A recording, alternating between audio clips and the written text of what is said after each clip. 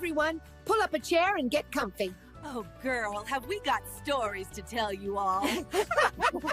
The Never Alone podcast is about to begin, and you don't want to miss a minute.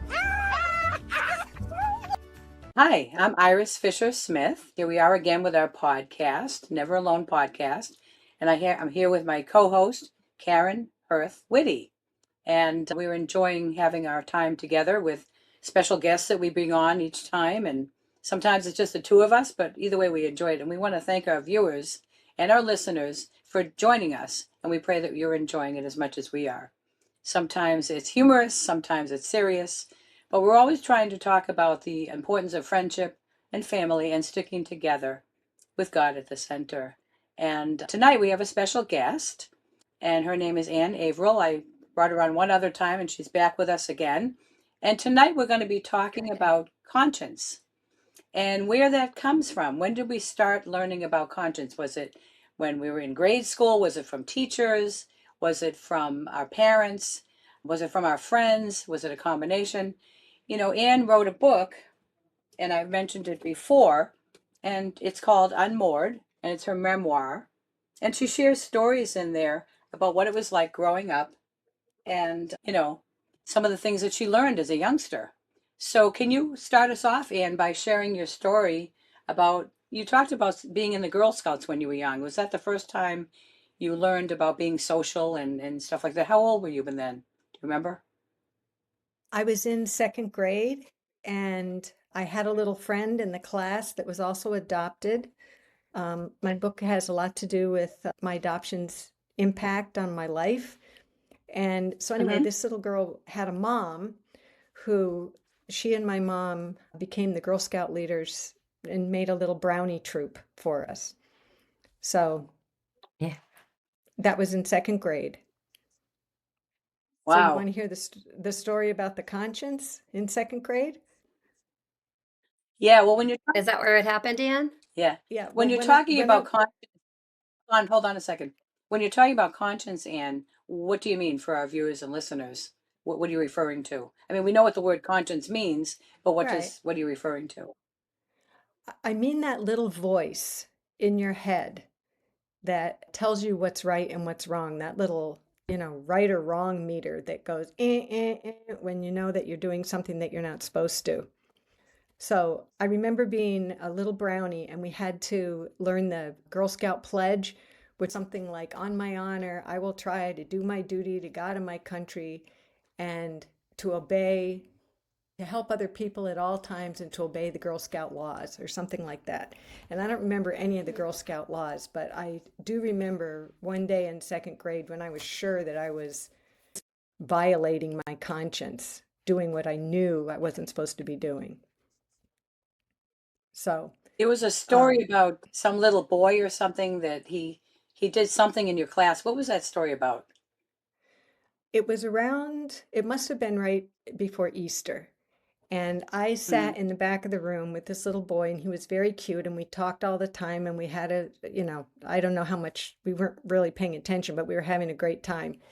And so anyway, we had an incubator in the back of the room, those incubators where you put the eggs, and Yeah.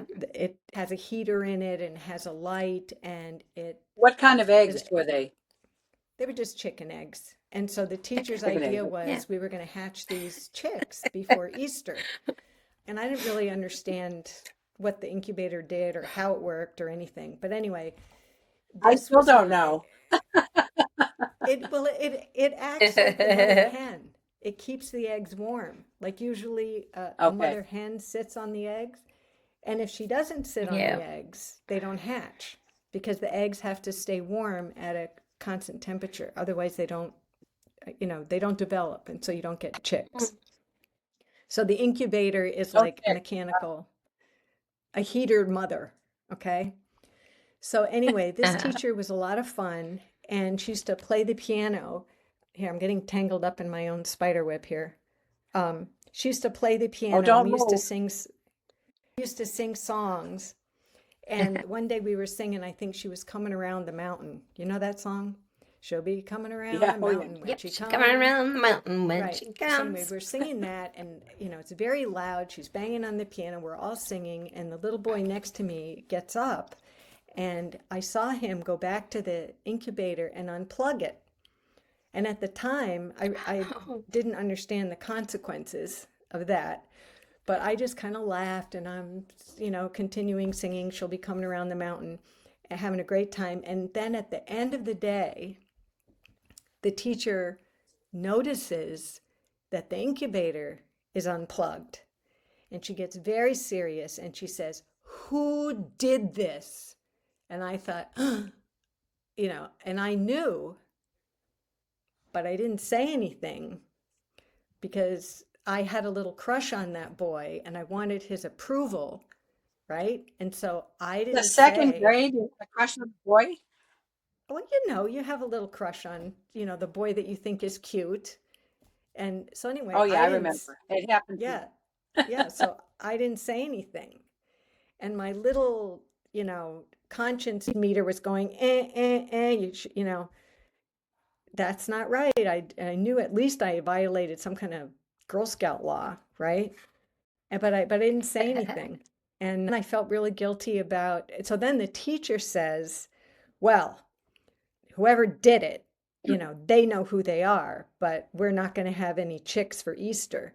And it never occurred to me oh. that would be Bummer. a consequence. But the thing is that your conscience, right, that little built-in right or wrong meter, is Yeah. there. Her conscience just disappeared again. She's muted. I see the mute button. Your mute button is Mute on. button is on. It's out to get you. I That's saw what it it. is. It's I, the I, conscience. It's the I conscience. saw it this time. It's sneaky. It's very sneaky. But it was your conscience. Your conscience was shutting you My off. conscience was shutting it down, right? But anyway, that was Anyway, continue. well, that was the story Back from to that was the story about the incubator. But Do you think it's just that you were at that age, you understood that there was consequences that you, because I do think there's little ones, we do have a gauge, when you tell your little one they're wrong, but that's the first time you kind of knew, yeah, like it was really right, cognitive. right, that I had Yeah. done something that I wasn't supposed Yeah. to, and there was a consequence to it. I think there's like more about, I think when you're little, you know you've done something wrong. There's a difference when, for lack of a better word, when there's shame. Yeah. Like Right. there's like you feel, there's a feeling to it instead of just being mad you're Oh yeah, in trouble, like when you're 3 and I stomping definitely your felt feet. guilty because I knew Oh, there were no chicks, and I felt Yeah. bad about the baby chicks and all that kind of stuff. So that was the first time I remember that. But did I learn my lesson? I have a whole book Nope. that talks about things I did that were against my conscience. So I have another one about Can I Tarzan. share? Oh, the one about Tarzan. Can I share a story before you do that? Sure. Okay, talk about your conscience. And I remember being in the classroom as you shared that story. I was having a memory of my own. And I had a similar story, although it was a little different. So I was in the classroom and we had this really neat set back then of all the presidents. And there were individual presidents, set up on a thing that kind of simulated the White House. Okay. And you had all of them all the way up to, at that time, there was Kennedy. Who was President? Johnson. That's what it was. It was all the way up to Johnson because this was the 60s. Okay. And I had this idea in my head. Okay. I was that little boy. Okay. Even though I was a little girl. So I wanted those presidents badly. You I wanted what? those presidents really bad. I wanted those presidents really badly. I thought they were really neat little dolls to play with because I was probably in the second grade. I was young. Okay. And so I thought to myself, aha, I'll take one and no one will ever notice. So I took every single day for 30 days. I took one. They kept disappearing little by little. And the teacher never, That's awesome. and my mother never figured out where I got all these presidents from, And so, this is probably wrong, but I don't care. I wanted them, So what do you do? Wow. Like it was one a And day, no one though. noticed that they were being assassinated one by one, disappearing. So stealth. Oh, But the wow. thing is, Oh my I can gosh, remember when I was in funny. second grade, I remember feeling like it wasn't the right thing to do, but Yeah. nobody caught me and I got away But you with were getting away with it. it. Right. And Mm-hmm. so what do you do? Funny. Okay, so I remember thinking to myself later on, maybe when I was in sixth or seventh grade, remembering back to it and thinking, why did I do that? Because I wanted them and I was young and nobody Right. stopped me. You know, Right. nobody held me accountable. But you had a This whole thing with the right. But Anne had a consequence and you didn't. right, there was no consequence, so I kept doing it for 30 Yeah. does that, right? And Right. so, 30 days. Wow. That's hilarious. but my point, 5 school I'm weeks. trying to make a point here. So when you have a child that can get away with something and they know it's wrong, but nobody's holding them accountable, what happens? We see this in Totally. our society today. If there's Right. no consequences to bad behavior, what is the reason to stop, right? Well, later on, I learned it Yeah. wasn't right to do that. And, you know, I think I repented in my mind, but I never told anybody, you know, Until now. until now. Yeah. I love You it. know, The 50, truth 60 comes years out. later. Funny. Right. Right. Do you still have, and you don't, But you, I do have you a God. still have your picture, little though. presidents? It happened. Yeah. No, we've moved a lot, so I don't know where they are now. They've probably, you know, melted somewhere.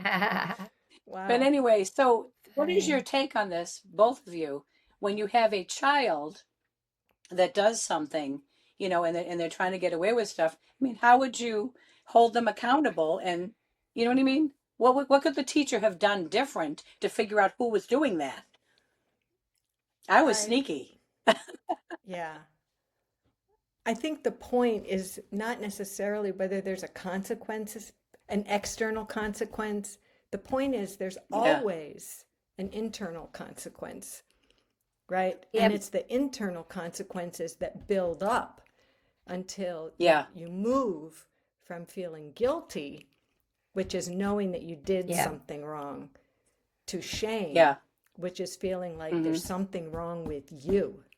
And shame becomes part of your identity. Because, yeah, Yeah, but speaking when you do it wrong relieves you of that shame for It forgiveness, does. which is yeah. like a whole nother dynamic, which is so interesting if little ones don't speak. Yeah.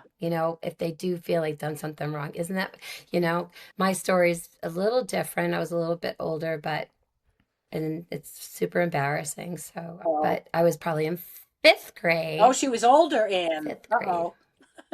I was fifth or sixth grade and went to a party, and all the girls and boys wanted to do kissing games. Uh-oh. And I participated with Larry Weiner, and I'm saying his name, so he'll crack up. But My story was I because of felt it kept nothing on so you. guilty.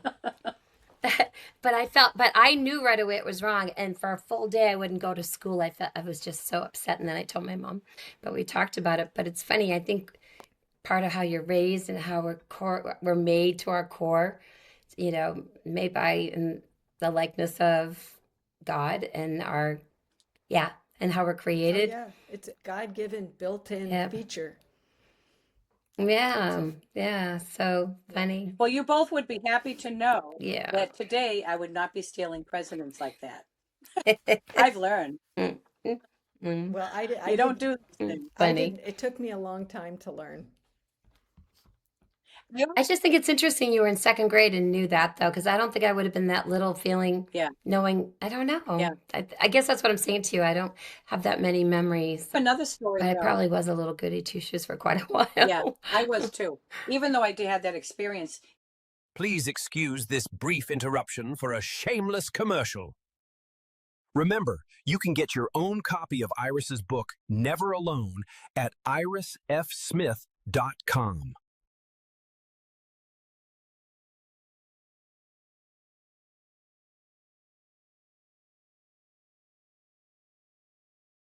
Now, later on, here's another story that I remember.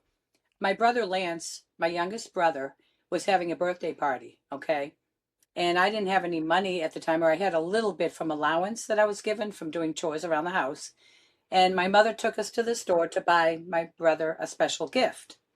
And of course, at this time, I'm thinking maybe I was 9 years old or something like that. I wanted him to have the best gift from me. So I didn't steal anything, But I was looking at this big G.I. Joe character that I thought he would really love. And it'd be the best gift that anybody could give him, you know? And so I took the G.I. Joe doll and I looked at the price and I thought, And so what I did was I took a price off of something else and put it on that. Listen to the story. And I got away with it. I went through the register with my mother and nobody thought anything of it. But when we got home, my mother looked at it and she went, that can't be the right price for that type of a doll. That can't be it. She said, Iris, let me ask you what was the real price, because I think you changed. And she saw the tag. She ripped it off and she said, you changed the tag. Why did you do that? And I said, well, because I wanted him to have something really good from me. And she said, but you know what we're going to do? We're going to go back to the store and you're going to return it and you're going to apologize. And she made me talk to the manager and return it. That taught me a big lesson because I got caught. I didn't think I'd get caught. But my mother was smart enough to realize that couldn't have been the right price.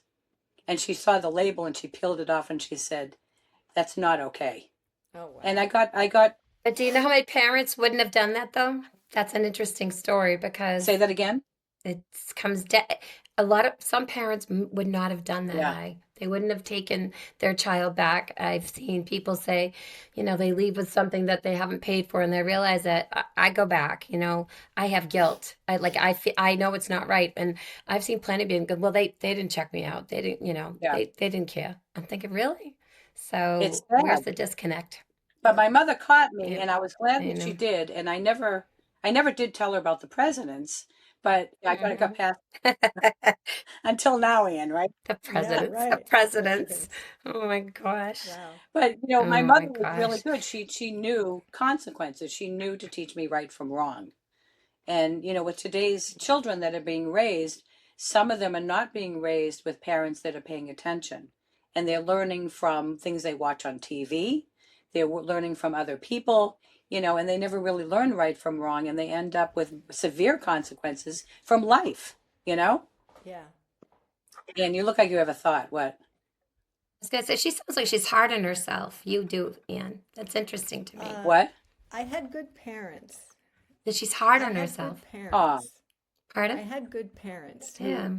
who I knew what was right and wrong. But yeah.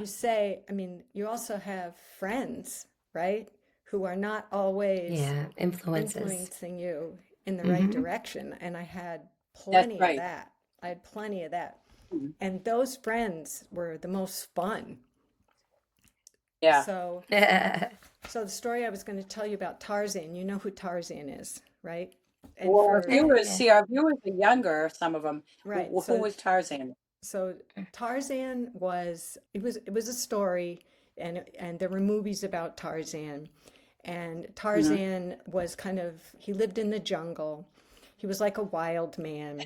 This British beauty comes into the jungle. I forget how she got hooked up with Tarzan, but anyway, She landed there. and was instantly in some kind of sexy leopard skin suit, and Jane. Yeah, Jane. and, There you go. Tarzan and Jane. And as a kid, I loved it. They lived in a tree house. They had a pet cheetah.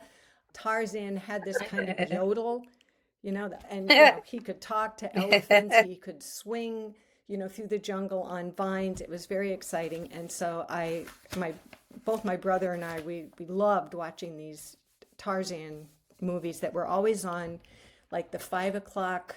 They called it the early show. It was like a movie, Yeah. a time where they'd show movies at about 5 o'clock right before dinner. So anyway, I used to watch this Yeah. all the time. So that's the Tarzan and the Jane. Jane is very important. So anyway, speaking of friends, Very. so I had this friend who was a very exciting friend, but I often got led into things that weren't, made my conscience meter go off. So she calls me one morning. I think it was right before graduation, before I was at the end of my freshman year in high school. Okay, so gorgeous June morning. She calls me up and she says, "Hey, let's skip school." And I thought, yeah, sure, it's a great day. And she Why goes, not? tell your mom you're riding your bike with me to school and wear your bathing suit underneath your clothes. And so I thought, okay, sure, I'll do it. And I had been riding my bike to school, because it was nice weather. My mother thought nothing of it. And I was already feeling guilty, but I wanted to do whatever she had up her sleeve. So I ride over to her house. I get there and she says, follow me. And so she leads me across the country club. We walk right across the greens, right across, I'm sure the golfers were looking at us like, what are these, girls doing walking across the golf course? We go to the edge. There's a big stone wall. And she said, just climb up to the top of the wall. So we get up to the top of the wall, and there is this big mansion that I never knew was there. And on one side, you can see the mansion. And on the other side, there is what looks like a movie star swimming pool. And this is back in the age of nothing but public pools and, full of baby pee, right? And I thought, my gosh, who lives in that thing, The Inviting. Beverly Hillbillies, So anyway, we climb over the wall, and the pool is surrounded by this big hedge.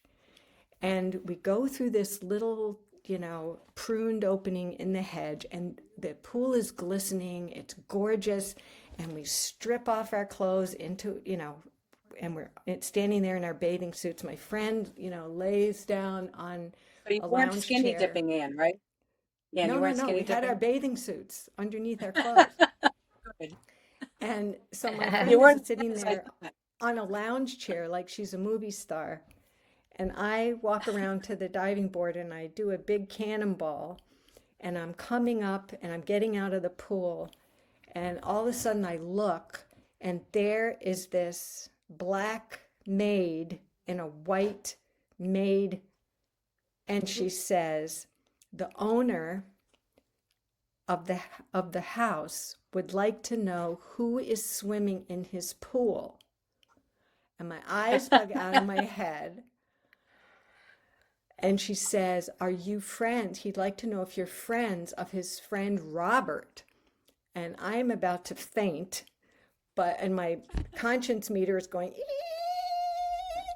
And my friend just, lifts her sunglasses and says, of course, we're friends of Robert. And Of course. I then, knew he was going to say that. of course, and the maid disappears back through the hedge. And I think we're done for. And then she returns with egg salad sandwiches on a silver tray. And we spend the rest Wow. of the afternoon swimming in this movie star pool. So at the end of the day, we have to leave, when school is out, right? So we go back over the wall, and we're putting our clothes back on. And this is back in the day before spandex bathing suits. So my mother Oh, yeah. literally made my bathing suit, and it was made out of cotton, and cotton doesn't dry right away, right? So It was we're like the putting our clothes, 1800s, right? well, the 1800s, yeah, like probably 1960s. They were still made out of Yeah, cotton, yeah. right? So Right. anyway, she said, we're getting, our clothes back on, and she says, hey, do you know whose pool that was that we swam in? And I had no idea. I said, no. And she goes, that was Jane's pool. The woman that lives in that house is Tarzan's Jane, Maureen O'Sullivan. And I thought, Really? how exciting is that? Who knew that Jane was living in, suburban Schenectady, New York, right? But anyway, but then the conscience thing, I go home and I walk in, my mother's in the kitchen, I think baking cookies or something, and she looks at me and she says, hey, what are those wet spots on your outfit? Right where the bathing suit is, right? And I was so amazed by the power of a bold-faced lie, right? My friend just goes, oh yes, of course, we're friends of Robert's. And it worked, right? So She had no I, conscience. Yeah. So I don't know what I said to my mom, but whatever I said, I could tell she didn't buy it, but Well, it's like the and changing of the tag thing, Ann, right? right.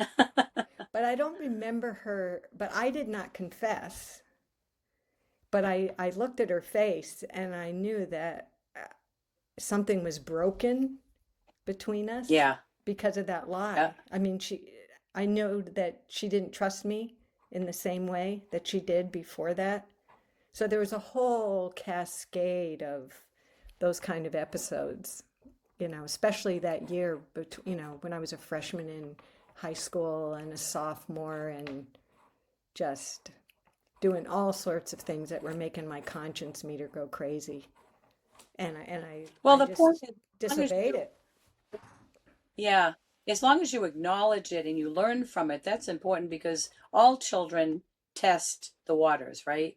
I mean, I did with the presidents, and then I did with the changing of the tag. And as I got older, I stopped doing things like that because I realized there was negative consequences. And if my mother didn't catch me, someone was going to catch me. Something was going to happen to bring me back to the right thing to do, you know? We can either bless people or we can hurt them. My mother used to say, be careful what you say to people because sometimes you can either wound people with your words or you can heal them with your words. There is a choice, and you do have that choice. And it's the same thing with, taking something that doesn't belong to you, like going in the pool, you know, Hmm. and changing the tag and whatever. Karen, have you ever had an experience like these where you had something you should not have done? That's why I liked hanging out with Karen when I was little because she always made the right choices. I did not. I didn't. I was just younger, so it wasn't in the same temptation I was level. gonna say, I wait, think, hold on. yeah, I mean, I'm sure I When can you were think of with me, things, but when you were with me, I'm sorry. I was trying to say when you were with me, you Huh? did, you know? Yeah. Well, yeah, because you were in charge. Because you were older. She was older. Oh, I don't. It's funny. I think I can think of it was always subtle for me. It wasn't like the big things, I think, but I think every kiddo, even when I watch my own kids, I feel like every kid goes through it at one point in time between, from little child to 21. It's like a rite of passage, but not everyone does it at the same age. yeah. Like the consequences are, the fibbing and the lying in elementary school is very different than fibbing and lying in high Oh, school, yeah. so I would probably have to say that my deception would be, in high school, it was more not telling lies, but probably not being Yeah. forthcoming. Handed, yeah. And not, I also think that I was probably trusted a lot up until that point, and there probably wasn't as much supervision though either. So Yeah. it's an interesting balance. I think we could do terrible things to ourselves about the things we did when we were little or younger, and to back and almost be thankful for the experiences are good, and not to look at ourselves as like, oh, I was horrible. Unless it's the times we tortured our parents, because my daughter every once in a while will say, Mom, I'm so sorry. I'm like, yeah, okay. Yeah. Yeah. Thank you. Yeah. Those things. When I But was in high yeah. school, Karen, it was by the time I had moved from Richards Ave over to that apartment on Chestnut Street, I think Yeah. it was. Yeah. Yeah. My Yeah, Chestnut Street. mother Yeah. was so concerned about me that because I had health issues from that burst appendix episode, that she literally would follow me everywhere. It would be like a Friday night Yeah. out with my friends. And back then, you either hung out at a pizza place or you hung out on the corner of whatever, or you went to somebody's house. Well, every time I would turn around, I would see her car go by. And I'm like, This was your mother? this is my, Wow. Yeah. yeah. Sneaking around the She corner. was afraid of me getting hurt because of my health issues, you know? And she Yeah. didn't do that with my sister. She didn't do that with my brothers. But she really, really was concerned about me. And she was trying to give me some of that freedom, some of that independence. But she was like, wait a minute, because I still had tubes in my stomach for a while. And she was very concerned about me getting hurt. But it was interesting because I remember one night I was standing on the corner with my friends, to try to be independent. And one of my friends said, isn't that your mother's car? And then an hour later, Oh, Slowly around the is corner. that undercover. there again? You know, I got away with Yeah, nothing, you know? that's funny. Yeah. Oh, I Yeah. got But away I with all think sorts God, of stuff. huh? I What'd you said say? I got away with all sorts of stuff. I got But away with nothing. the thing is, the more you get away with, those internal consequences are almost worse than, any punishment your parents could give Yeah. you. Yeah. Just the feeling that I knew I was Yeah. disappointing them. I knew I was doing stuff Or that they life wouldn't consequences. approve of, you know? Yep. And, Or even you know, life consequences, Anne, you know? right. And that's what I was going to Yeah. say. And as you get older, the consequences become more serious. And Yep. that's what happened. That's the story of my book, basically, is how these things built Yeah. up to the point where I did things in my marriage that I knew I was going to be judged for. And Hmm. in the book is about searching for my true identity because I was adopted. But Right. really, I think when we talk about identity, it's also about not just who you are, but where you belong and what you're worth.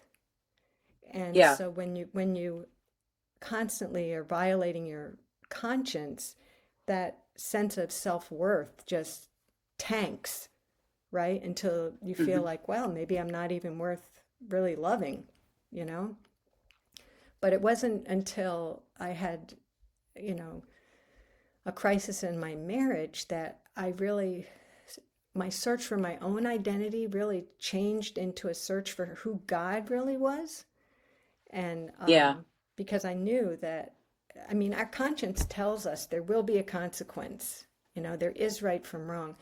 And just in a nutshell, I found that God was not only my judge, but also my rescuer. And Yeah. that Yep. that that was um, that was astonishing, and that was wonderful to experience that sense of forgiveness from somebody that I knew knows everything about me, all the way from the incubator episode, you know, to the From the time you marriage were a little egg. crisis. Right, right. And that's really where I felt free of free of all the shame that I had accumulated Yeah. over the years, because finally I was confessing, what was really going on inside me, and found out that yes, you are loved, and that's why, that's what forgiveness does for us. It just Well, Anne, tell us one more time, because we're going to have to close up here, how we can get your book, the name of your book, and where we can get it. And, if you could share that information, that'd be great. the name of the book is Unmoored, like a boat, right, without an anchor. Mhm. And the Mhm. subtitle is How an Adoptee Found Her True Identity. And it's by me, Ann Averill. And you can get it on Mhm. Amazon. Just type in Okay. Unmoored, How an Adoptee Found Her True Identity, Averill, and it'll pop up. And it has that picture that you Okay. showed. Thank you, Anne. Yeah. Yeah. Thanks, Anne. And so, yeah, Anne's story is pretty amazing. And if you're interested, I would encourage you to get her book and read all about what it's like to go through adoption and, all the things that she shared in her journey. And, we just know that you'd be blessed by her book. So for tonight, we're going to close out for this evening. And I want to thank our viewers and listeners for joining in with us. And if you are enjoying our podcast, you can like it and share it and comment for us. We would really appreciate that. Karen and Ann, thank you so much for joining us this evening. This was fun. And we'll do it again sometime. Bye-bye for now. Bye-bye. Sounds Thanks for good. having me. Bye-bye. Bye-bye. Wow, that was awesome, wasn't it?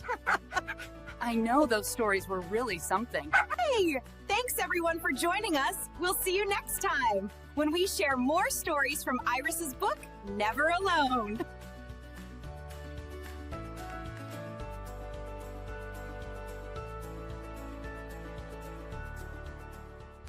Order your copy of Never Alone at irisfsmith.com today.